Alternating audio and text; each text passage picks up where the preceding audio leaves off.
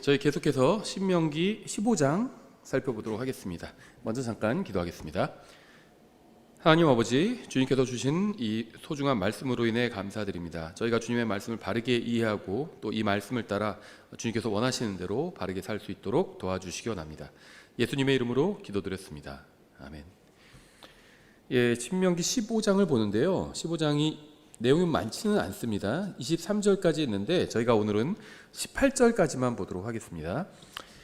18절에 그 세 부분으로 이루어져 있는데요. 신명기 15장은 전체가 이제 네 부분으로 이루어져 있죠. 1절부터 6절, 또 7절부터 11절, 12절부터 18절, 그리고 19절부터 23절 이렇게 네 부분으로 이루어져 있습니다. 이 네 번째 부분에서 이제 그 희생물에 관해서 말씀하고 있는데요. 이것은 저희가 다음 시간에 살펴보고요. 이 첫째 부분부터 셋째 부분 1절부터 18절까지는 약간 다른 내용을 다룬 것 같지만 사실은 하나로 쭉 이어지는 내용입니다. 그래서 이 부분만 오늘 저희가 아주 간략하게 살펴보도록 하겠습니다. 오늘 저희가 다룰 내용은 많지는 않습니다. 먼저 첫 번째 부분을 보겠습니다. 신명기 15장 1절부터 18절까지. 매 7년 끝에 너는 면제할지니라. 면제 방식은 이러하니라. 자기 이웃에게 조금이라도 꾸어주는 모든 채권자는 그것을 면제하고 자기 이웃이나 자기 형제에게 그것을 독촉하지 말지니 이는 그것이 주의 면제라 불리기 때문이니라. 외국인에게는 내가 그것을 다시 독촉할 수 있으나 내 형제에게 꾸어준 것은 내 손으로 면제하되 너희 가운데 가난한 자가 없을 때를 제외하고는 그리하라. 이는 주 내 하나님께서 내게 상속 재산으로 주사 소유하게 하시는 땅에서 주께서 내게 큰 복을 주실 것이기 때문이니 오직 내가 주의하여 주 내 하나님의 음성에 귀를 기울이고 내가 이날 내게 명령하는 이 모든 명령들을 지켜 행하면 그리하시리라. 주 내 하나님께서 내게 약속하신 대로 내게 복을 주시나니 그러므로 내가 많은 민족들에게 꾸어줄 것이나 너는 꾸지 아니할 것이며 내가 많은 민족들을 통치할 것이나 그들은 너를 통치하지 못하리라. 여기서 이제 법적인 사항에 관해서 말씀하고 있습니다. 이 면제는 책임이나 의무를 면하는 거죠. 이 면제에 관한 법은 하나님께서 이스라엘 민족에게 주신 경제법으로 이 안식에 관한 법에 속하는 규정입니다. 안식에 관한 규정을 지킨다고 주장하는 사람 중 대부분은 하나님께서 정하신 대로가 아닌 자신들이 고안한 대로 지킬 뿐이에요. 그래서 뭐 안식일을 지킨다 이러면 그냥 주일에 교회 가지 않는 것, 아니면 안식교회 같은 경우엔 그러니까 주일에 교회 가는 것, 그걸 안식일을 지킨다고 생각하고 안식교 같은 경우에는 뭐 토요일에 교회 가지 않는 것, 이것을 안식일을 지키는 것이다 이렇게 생각을 하죠.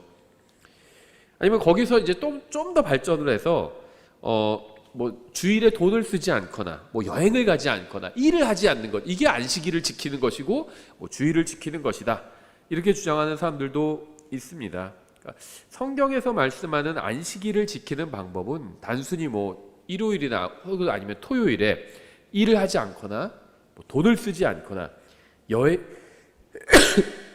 여행을 하지 않는 그런 것이 아닙니다. 이러한 것은 안식일을 지키는 방법 중에 하나일 뿐이죠. 그러니까 물론 안식일에 일을 하지 않는 것은 안식일을 지키는 방법이긴 합니다. 그런데 그게 전체는 아니라는 거죠. 그 방법 중에 지극히 작은 하나의 일부라는 겁니다. 안식일을 제대로 지키려면요 7년마다 땅을 쉬게 해야 돼요. 농부가 안식일을 지키려면요 안식일에 일을 하지 않는 것만으로는 부족하다는 겁니다. 7년마다 한 번씩 농사를 짓지 말아야 합니다. 7년째는 무엇을 심어서도 안 되고요, 뿌려서도 안 되고 걷어서도 안 됩니다. 그럼 회사에서 사장이 안식일을 지키려면 어떻게 해야 돼요? 7년마다 한 번씩은 회사가 아무것도 생산하면 안 돼요. 판매를 해서도 안 되고 회사가 그냥 문을 닫아야 합니다. 그러니까 안식일을, 이방인이 안식일을 지킬 수가 없다는 거예요. 근데 그뿐은 아니죠. 7년마다 한 번씩 채무자의 빚을 면제해 줘야 합니다. 탕감해 줘야 된다는 거죠. 왜냐면요, 왜 7년마다 한 번씩 채무자의 빚을 면제해 줘야 될까요? 안식일에는 채무자도 일을 하지 않기 때문이에요. 그러니까 채무자가 일을 하지 않으니까 빚을 갚을 수가 없죠. 예를 들면 우리가 돈을 뭐 은행에 빌리면은 원금과 또 이자를 상환하잖아요. 예를 들면. 그런데 안식일을 지켜야 된다 그러면 7년째는 은행에서 빚을 탕감해 줘야 돼요. 원금도 탕감해 줘야 됩니다. 이자도 탕감해 줘야 되고. 왜냐하면 이 채무자도 일을 하지 않잖아요. 그럼 채무자가 안식년을 지킬 수가 없다는 겁니다. 나만 안식일을 지키면 되는 것이 아니죠. 이 안식일은요, 이 안식에 관한 법은 사회적인 법일 뿐만 아니라 개인적인 법이기도 합니다. 또 개인적인 법일 뿐만 아니라 사회적인 법이기도 하죠. 나 혼자 안식일을 지킨다고 해서 안식일을 지키는 것이 아니죠. 개인에 국한되지 않습니다. 사회적으로 다 같이 지켜야 돼요. 다른 사람이 안식일에 일을 하면 그 사람을 잡아다가 돌로 쳐서 죽여야 합니다. 그래야지 그것이 안식일을 지키는 거죠. 근데 이런 것뿐만 아니라 이 빚에 관해서도 마찬가지라는 겁니다. 안식일을 지키기 위해서는 7년째는 빚을 면제해 줘야 돼요. 왜냐하면 나만 안식일을 지키면 되는 것이 아니라 나에게 돈을 빌린 그 채무자도 안식일을 지켜야 하기 때문입니다. 그런데 채무자도 안식년에는 일을 할 수 없잖아요. 그럼 빚을 갚을 수가 없어요. 그래서 안식년에는 빚을 면제해 줘야 하는 겁니다. 3절 이렇게 되어 있어요. 외국인에게는 내가 그것을 다시 독촉할 수 있으나 내 형제에게 구워준 것은 내 손으로 면제하되. 안식일에 관한 법은 그리스도인이 아닌 오직 유대인들을 위한 법입니다. 외국인과 내국인을 구별하고 있잖아요. 여기서 말하는 외국인은 유대인이 아닌 모든 사람들을 말하죠. 그래서 안식일은 이방 국가들과는 관련이 없고 교회와도 관련이 없습니다. 교회도 유대인이 아니에요. 안식일은 오직 유대인들에게만 주신 법입니다. 그래서 이것이 단순히 개인적인 법일 뿐만 아니라 사회적인 법이라고 말씀을 드렸죠. 교회는 이 안식법을 지킬 수가 없어요.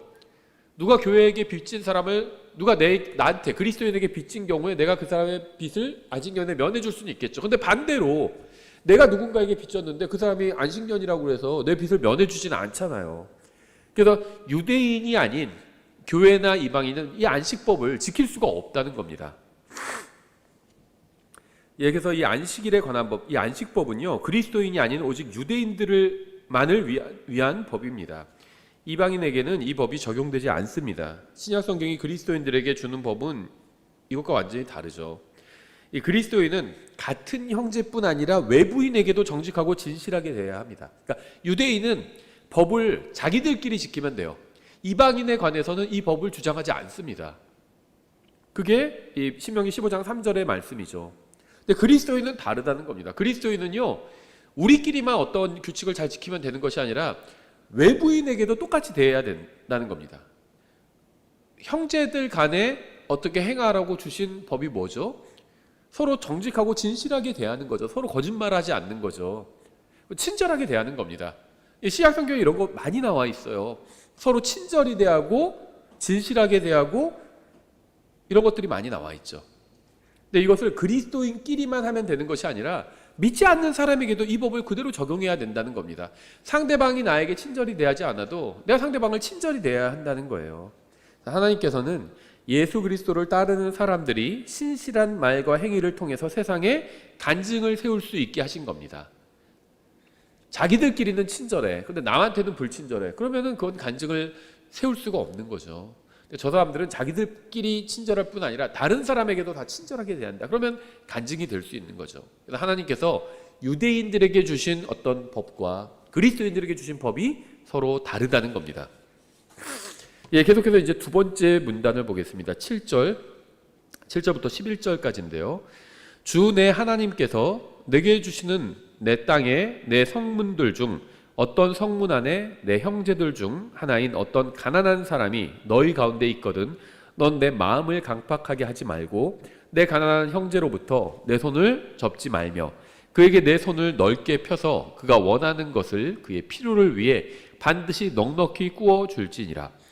너는 조심하여 내 악한 마음 속에 이런 생각을 품지 말라. 곧 이르기를 일곱째 해 즉 면제하는 해가 가까이 왔다 하며 내 가난한 형제를 향해 내 눈을 악하게 뜨고 그에게 아무것도 주지 아니하면 그가 너를 대적하여 주께 부르짖으리니 그것이 내게 죄가 되리라. 너는 반드시 그에게 줄 것이요 그에게 줄 때 내 마음에 근심하지 말지니 이 일로 인해 주 내 하나님께서 내 모든 일과 내가 손을 대는 모든 것에 내게 복을 주시리라. 가난한 자가 그 땅에서 결코 그치지 아니할 것이므로 내가 내게 명령하여 이르기를 너는 내 땅에서 내 형제와 내게 있는 가난한 자와 궁핍한 자에게 내 손을 넓게 펼치니라 하노라. 여기서 중요한 원칙이 무엇인지 볼 필요가 있는데요. 이 말씀을 한마디로 요약하면 가난한 사람을 진심으로 대하라는 겁니다. 그렇죠? 이것을 7절에서는요. 내 가난한 형제로부터 내 손을 접지 말라 라는 말씀으로 표현하고 있고요. 8절에서는 그에게 내 손을 넓게 펴서 그가 원하는 것을 그의 필요를 위해 반드시 넉넉히 꾸어 줄지니라고 말씀하고 있습니다. 자기 안 쓰는 거 버리는 거 그런 것만 주지 말고요. 그 사람이 원하는 거, 그 사람이 필요로 하는 것을 주라는 거죠. 또 9절에서는 너는 조심하여 내 악한 마음속에 이런 생각을 품지 말라고 말씀합니다. 10절에서는 너는 반드시 그에게 줄 것이요 이렇게 말씀합니다. 우리가 정당한 방법으로 소유한 재물에 관해서 이렇게 정리할 수 있겠죠. 정당한 방법으로 소유한 재물은 하나님께서 우리에게 주신 복입니다. 따라서 우리는 이것을 즐겁게 누릴 수 있어요. 만약 우리에게 필요한 것 이상을 우리가 소유하고 있다면 가난한 사람을 기억하고 도우려는 마음을 가져야 합니다. 그러니까 내가 가진 것이 내가 쓰기에 충분할 수 있잖아요. 그렇죠? 그러면 그 남는 것으로 다른 사람 도와줄 수 있다는 거예요. 또 그런 마음을 갖는 것이 하나님 보시기에 좋다는 겁니다. 8절에서는 꾸어 줄지라고 말씀하죠. 9절에서는 면제해가 가까이 왔다는 이유로 가난한 자에게 빌려주기를 주저해서는 안 된다고 말씀합니다. 성경은 누구나 궁핍한 때가 있기 때문에 도움을 구하는 사람을 무시하지 말라고 말씀합니다. 지금 나는 풍족하고 궁핍하지 않을 수 있지만 나에게도 어려운 상황이 올 수 있다는 사실을 잊지 말아야 합니다. 항상 풍족한 사람도 있고 또 반대로 궁핍한 사람도 있어요. 보수가 정권을 잡으면요, 진보가 비판을 하는데 어떻게 비판하냐면 경제가 좋지 못하다고 비판합니다. 근데 반대로 진보가 정권을 잡으면 보수가 또 비판을 하는데 같은 비판을 해요. 경제가 좋지 못하다 이런 비판합니다. 그러니까 경제가 좋지 않다고 할 때도 언제나 또 사치품은 불티나게 팔립니다. 그러니까 되돌아보면요, 경제가 좋았던 적이 있나 이런 생각도 들어요. 호황일 때도 뭐 경제가 지금 너무 좋다 이렇게 얘기하지는 않죠. 항상 경제적으로 어려움이 있었어요. 왜 그럴까요? 항상 경제적으로 어려운 사람이 있기 때문이에요. 근데 경제적으로 힘든 시기에도, 지금 예를 들면 지금 저는 경제적으로 굉장히 힘든 시기라고 생각을 합니다. 뭐 뉴스나 이렇게 뭐 경제 관련 동영상을 봐도 뭐 돈이 안 돈다 그래요. 근데 지금도요, 한편으로 사치품은 불티나게 팔립니다. 잘 팔려요. 그러니까 뭐냐면 경제적으로 힘들다 이런 표현을 하는 거는 경제적으로 힘든 사람들이 있는 거죠, 많이. 그러니까 그런 표현이 나오죠. 그런데 사치품도 또 잘 팔려요. 그건 뭐냐면 경제적으로 풍족한 사람도 있다는 겁니다. 그러니까 항상 가난한 사람이 있고 부자가 있었어요. 그렇죠. 어느 시대 어디에나 부자가 있고 가난한 사람이 있기 마련입니다. 우리는 다른 사람에 대한 모든 것을 다 알지 못해요. 가난한 사람이 왜 가난하게 되었는지, 부자는 어떻게 해서 부자가 되었는지 우리는 모든 사정을 다 알지 못합니다. 부자라고 해서 다 부정한 건 아니죠. 열심히 일해가지고 뭐 정당한 방법으로 부자가 된 사람들도 있습니다. 그렇죠. 또 가난하다고 해서 다 게으르고 뭐 일을 안 해서 가난한 건 아닙니다. 그렇죠. 사정이 있을 수 있어요. 우리는 모른다는 겁니다. 그래서 다른 사람을 함부로 판단하면 안 돼요. 교회도 마찬가지라고 봅니다.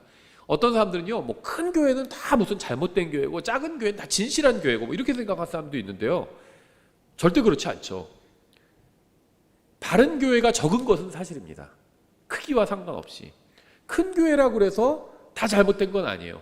또 작은 교회라고 해서 다 옳은 것도 아닙니다. 저는 비슷하다고 봐요. 비율로 보면 큰 교회 중에 잘못된 교회도 많고 옳은 교회가 좀 적게 있고, 가정에서 보이는 뭐 작은 교회 중에 잘못된 교회가 저는 대다수라고 봐요. 그리고 아주 적은 수의 바른 교회가 있고. 왜냐하면 이 세상에 지금 있는 교회들 중에서 잘못된 교회가 대다수입니다. 그리고 바른 교회가 소수예요. 이건 크기와 상관이 없어요. 예. 과거에 큰 교회들 중에 바른 교회도 있었습니다. 그렇죠. 예를 들면 찰스 스펄전 교회 같은 경우에 많은 일을 했어요. 문서사역도 많이 했고요. 뭐 그 교회 목사인 스펄전이 복음을 굉장히 잘 전했죠. 그 좋은 설교를 했습니다. 그리고 문서사역도 했고요. 뭐 아주 왕성하게 했어요. 그뿐만 아니라 구제사역도 또 굉장히 왕성하게 했습니다. 네, 바른 일들을 굉장히 많이 했어요. 하나님을 기쁘시게 해드리는 일들도 굉장히 많이 했고요. 반면에 지금 작은 교회지만요, 성경 엉터리로 가르치고 이상한 교리 주장하는 사람들도 많아요. 이 킹제임 성경 진영도 마찬가지예요. 크기와 정말 상관없어요. 교회 크기와. 작은 자기 집에서 모인다고 하는데요, 뭐 설교 올려놓은 거나 하는 얘기를 들어보면 그 목회 잘하는 사람이 뭐 인터넷에 올린 거 보면 정말 쓰레기 같은 말을 막 하는 사람들도 있어요. 작은 교회인데. 바른 교회가 아닌 거죠. 크기와는 상관없습니다. 크기와는 상관없어요. 성경대로 하면은 바른 교회고요. 크기와 상관없이. 성경대로 안 하면 또 크기와 상관없이 잘못된 교회입니다. 돈은, 재산의 유무도 마찬가지죠. 재산이 많다고 해서 다 잘못된 사람이고 재산이 적다고 해서 다 정직한 사람이고 그건 아니죠. 상관없어요. 사람이 정직하면 정직한 거고요. 또 하나님의 말씀대로 살면 바르게 사는 거죠. 이건 재산의 유무와는 상관이 없어요. 돈이 많으면서도 하나님 바르게 섬기는 사람도 있고요. 또 바르게 섬기지 않는 사람도 있고요.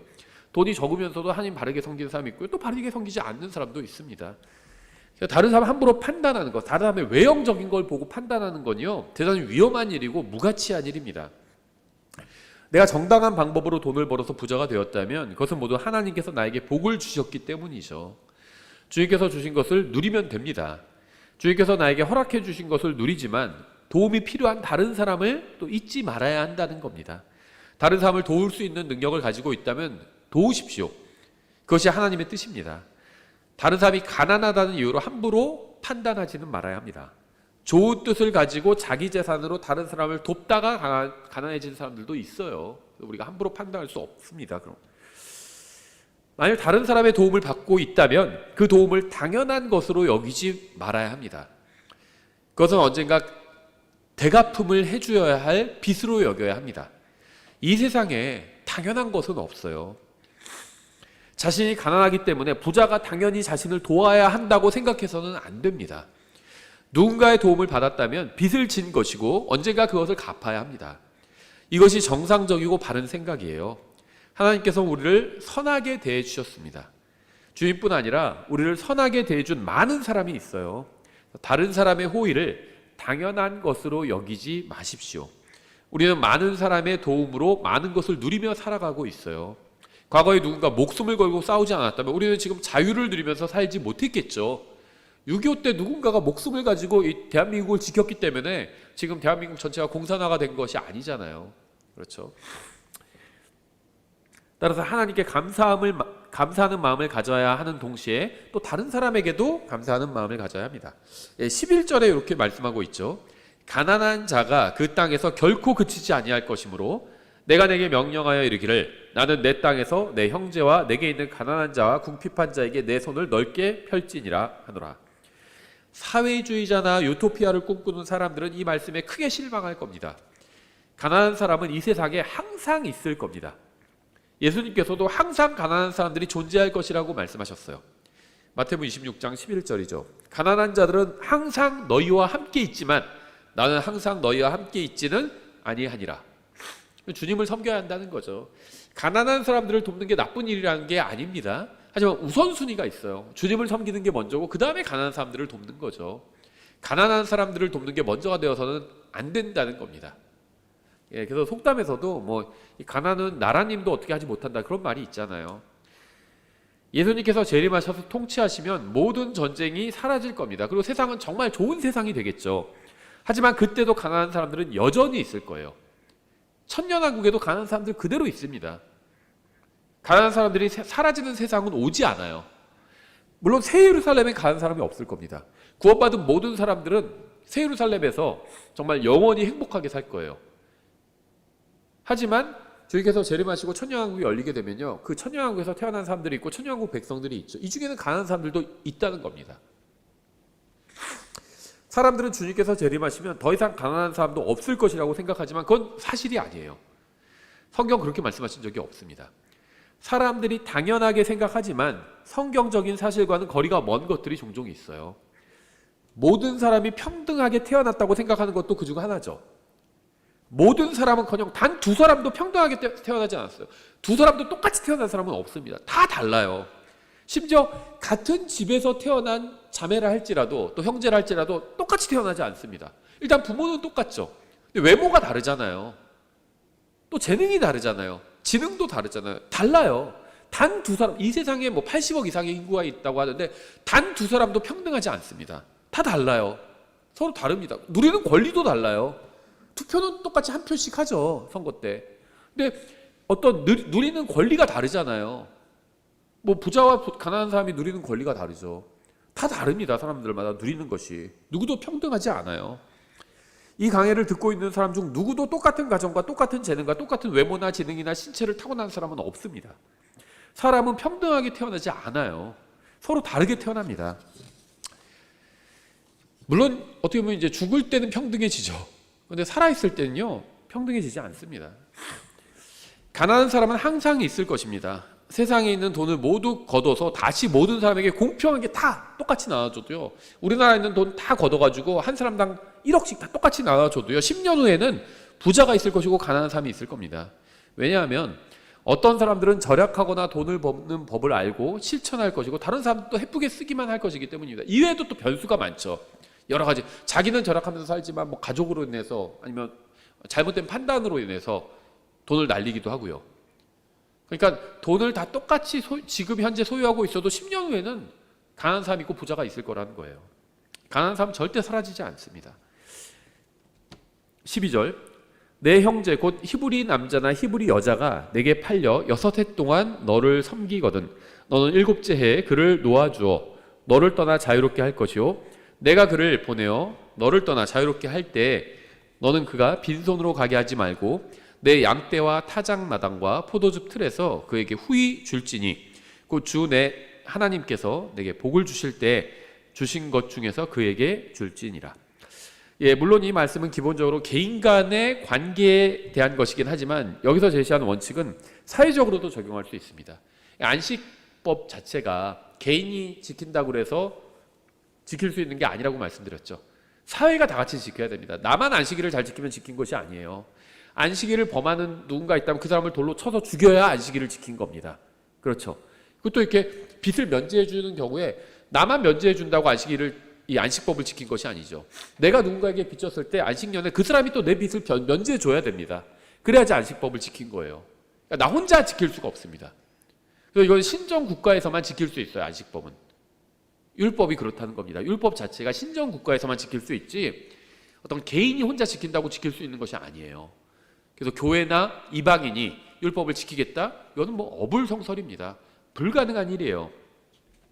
여기서도 일단 이것이 개인에 관한 말씀이긴 한데요. 이게 이제 사회적으로 적용할 수 있습니다. 누군가 돈을 빌리고 갚지 못하면 그는 빌려준 사람과 사회에 죄를 지은 겁니다. 그렇죠. 물론 이제 이 돈을 빌리고 갚고 하는 문제를 일반적으로 우리나라에서는 이거 형사법으로 다루지 않고 민사로 다루죠. 물론 이제 처음부터 내가 어떤 목적으로 빌린다고 했지만 사실은 그것이 아닌 경우에 갚을 의사도 없이 그냥 빌리는 경우가 있죠. 그때는 이제 사기죄가 성립이 되겠죠. 근데 그런 것을 별개로 하고 일반적으로 돈을 빌려주고 빌리고 하는 것은 우리나라에서는 형사법에 속하죠. 민사법에 속하죠. 민사에 속합니다. 하지만 이제 여기서 이제 이걸 형사로 적용하고 있어요.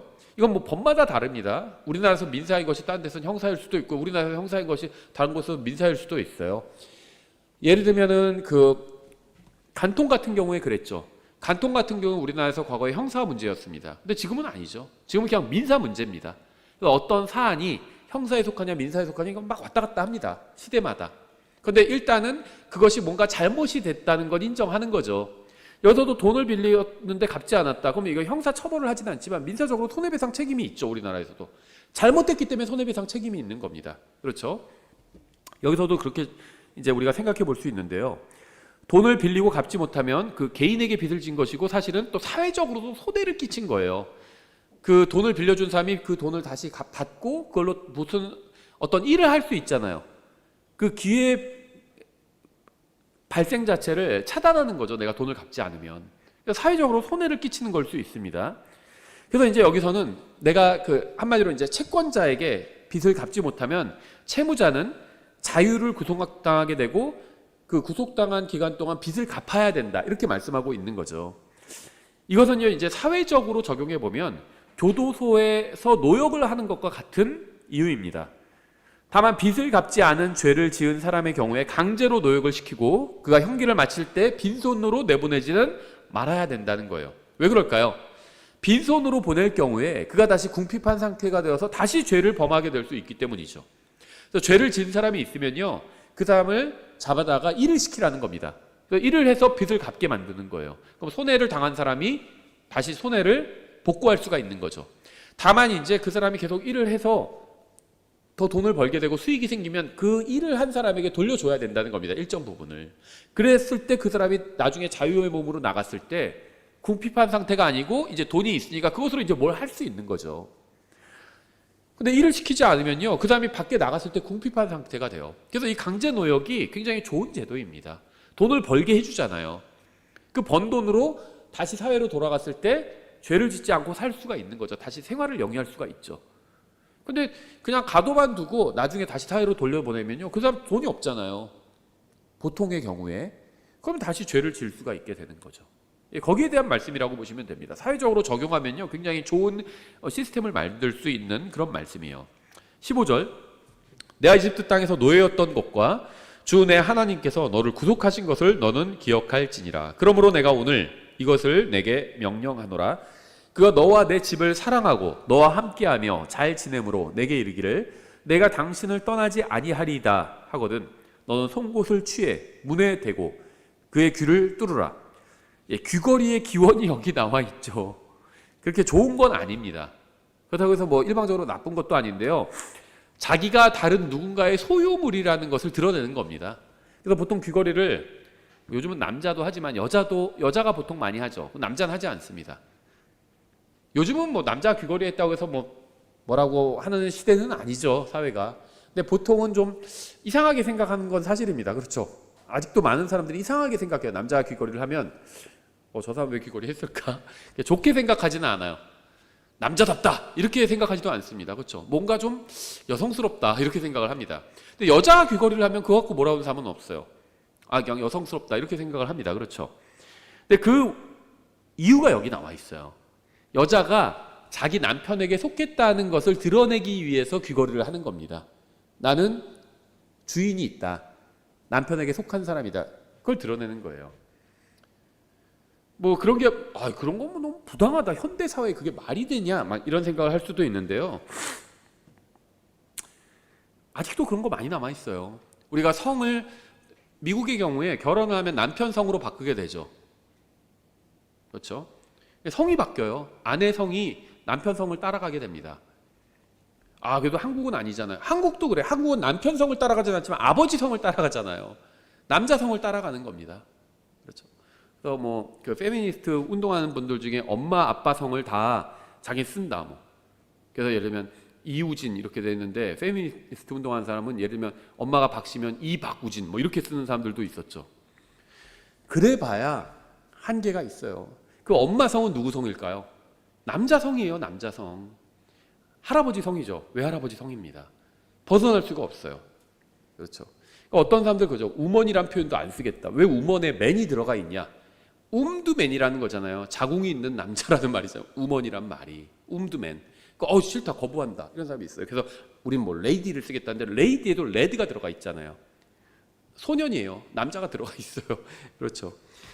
벗어날 수가 없습니다. 하나님께서 처음에 남자를 만드시고 남자에게서 여자를 만드셨기 때문에 대부분의 단어들도 그런 식으로 형성이 돼 있어요.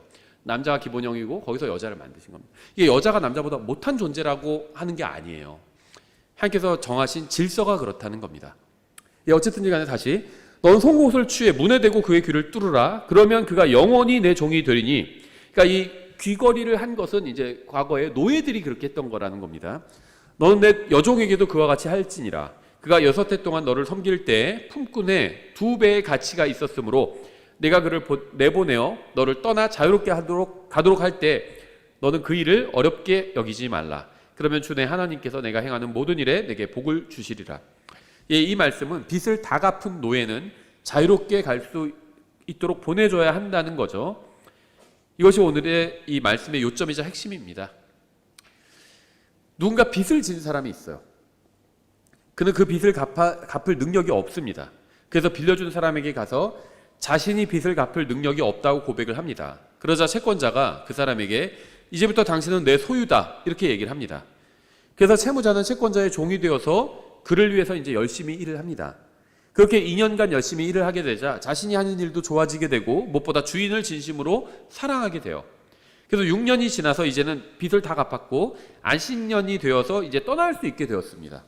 그런데 채무자는 떠나지 않고 주인을 평생 섬기겠다고 고백을 합니다. 그러자 주인은 그렇게 하려면 당신에게 표시를 해야 한다고 말하면서 일단 표시를 하게 되면 세상 모든 사람이 당신이 나에게 속했다는 사실을 알게 된다고 말을 합니다. 그럼에도 채무자는 주인의 소유가 된다는 표시를 하고 평생 주인을 섬기기를 원합니다. 이거는 구원을 아름답게 보여주는 그림이죠. 빚과 죄가 우리나라 말로는 좀 다르죠. 그런데 이게 같은 경우들이 꽤 있어요. 그 빚이라는 말이 어떤 한 단어가 빚도 되고 죄도 되는 그런 언어들이 꽤 있습니다. 뭐 대표적으로 독일어가 그렇다고 합니다. 저도 무슨 어떤 철학 강의를 듣다가 갑자기 그런 얘기를 하더라고요. 신학 강의가 아니었는데 독일어에서는 빚과 죄가 같은 말이라고 하더라고요. 저는 죄의 빚을 지고 있었습니다. 저는 전능하신 하나님께 죄라는 빚을 진 겁니다.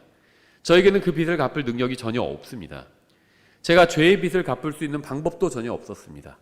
그래서 저는 전능하신 하나님 앞으로 나아가서 저에게 빚을 갚을 능력이 없음을 고백했습니다. 그러자 하나님은 저에게 선택할 수 있는 기회를 주셨어요. 예수님께서 십자가 위에서 저의 모든 죄값을 갚아주셨다는 사실을 믿음으로 받아들이면 저의 모든 죄를 용서해 주시겠다고 기회를 주신 겁니다. 저는 그 사실을 받아들였고 자유롭게 되었습니다. 저는 과거에 죄를 섬겼지만 이제는 주님을 섬기게 되었습니다. 과거에는 육신을 따라 살았지만 이제는 성령님을 따라서 살게 되었습니다. 저는 이제 죄의 빚을 진 사람은 아니지만 주님께 속해서 영원히 주님의 소유물이 되어서 주님을 섬기기를 원합니다. 17절에 이렇게 되어 있죠. 너는 송곳을 취해 문에 대고 그의 귀를 뚫으라. 그러면 몸에 표시가 생기는 거죠. 자국이 생기는 겁니다. 그러면 그가 영원히 내 종이 되리니 너는 내 여종에게도 그와 같이 할지니라. 자원에서 종이 되기를 선택한 사람은 귀를 뚫어야 했고요. 그러면 몸에 표시를, 어떤 자국을 갖게 되었습니다. 사도 바울은 자신에게 주 예수님의 자국들이 있다고 증언했습니다. 바로 이 구절, 신명기 15장 17절을 염두에 두고 말씀한 것이겠죠. 갈라디아서 6장 17절에 있죠. 이제부터는 아무도 나를 괴롭게 하지 말라. 내가 내 몸에 주 예수님의 자국들을 지니고 있느니라. 물론 여기서 이제 뭐 주님을 위해서 채찍을 맞은 거 이런 걸 의미할 수도 있죠. 어쨌든 간에 자기 몸의 자국들을 가지고 있대요. 누구의 자국? 주 예수님의 자국입니다. 마치 종이 자원에서 주인을 섬길 때 귀를 송곳으로 귀를 뚫어서 몸에 자국을 만드는 것처럼 같은 원리인 거죠. 하나님은 완벽하게 거룩하신 분입니다. 어느 누구도 그분 앞에서 깨끗할 수가 없습니다. 누구도 자기 힘으로 죄를 씻어낼 수도 없고 빚을 갚을 수도 없어요. 하지만 주님께서는 우리가 죄의 빚을 벗어날 수 있는 방법을 선택할 수 있도록 해주셨습니다.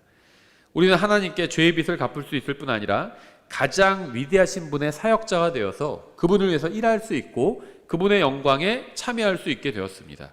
그리고 확실한 점은 그분을 위해서 일하고 수고할수록 더욱 그분을 사랑하게 될 것이라는 사실입니다. 여러분이 영적으로 성장해 나아갈수록 그분이 너무나도 좋은 분이라는 사실을 알게 되고 그분과 영원히 함께하며 그분을 섬기고 싶다는 열망을 더욱 갖게 됩니다. 오늘 본문에 가장 어울리는 시편이 시편 100편이라는 생각이 들어요. 그래서 마지막으로 시편 100편을 읽고 마치겠습니다. 시편 100편 1절부터 5절 이렇게 되어 있죠. 모든 땅들아 너희는 주께 즐거이 소리칠지어다. 즐거움으로 주를 섬기고 노래하면서 그분의 얼굴 앞에 갈지어다. 주 그분께서 하나님이심을 너희는 알지어다. 우리를 만드신 분은 그분이시오. 우리 자신이 아니니 우리는 그분의 백성이요 그분의 초장의 양들이로다. 감사드리며 그분의 문들에 들어가고 찬양하며 그분의 뜰에 들어가서 그분께 감사하고 그분의 이름을 찬송하라. 주께서는 선하시고 그분의 긍휼은 영존하며 그분의 진리는 모든 세대에 이르기까지 지속되는도다. 이렇게 해서 저희가 신명기 15장 18절까지 봤습니다. 19절부터 23절은 다음 시간에 살펴보도록 하겠습니다. 오늘 여기까지 보고 마치겠습니다.